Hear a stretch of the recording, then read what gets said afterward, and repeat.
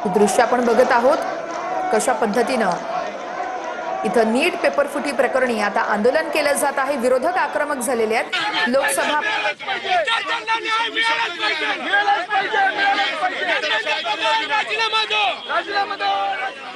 या ठिकाणी पाहू शकतो आज वंचित बहुजन आघाडीच्या कार्यकर्त्यांना आता धरपकड करायला सुरुवात झालेली आहे।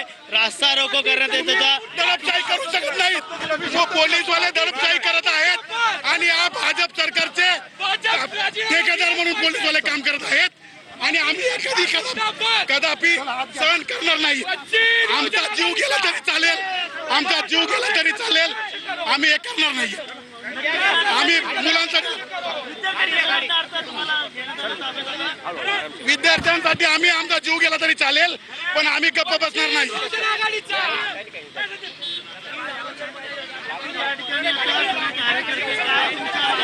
आम्हाला न्याय पाहिजे आणि शिक्षण मंत्र्याचा राजीनामा पाहिजे। जोपर्यंत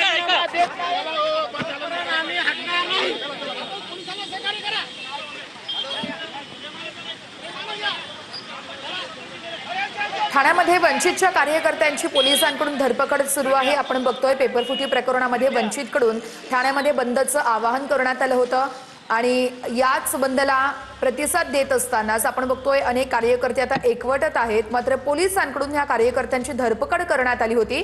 आता पुन्हा एकदा वंचितचे हे सगळे कार्यकर्ते इंदिरानगर भागामध्ये आक्रमक झालेले आहेत आणि आता संपूर्ण परिसरात घोषणाबाजी दिली जाते। पोलिसांकडून चोख बंदोबस्त ठेवण्यात आलेला आहे। कायदा सुव्यवस्थेचा प्रश्न निर्माण होऊ नये म्हणून पोलिसांकडून देखील योग्य ती खबरदारी घेतली जाते। ठाण्यामध्ये वंचितच्या कार्यकर्त्यांची धरपकड करण्यात आली होती काही वेळापूर्वी। तुर्तास आता पुन्हा एकदा वंचितचे कार्यकर्ते घोषणाबाजी करत निघालेले। तर ही दुसरी दृश्य आहेत संसद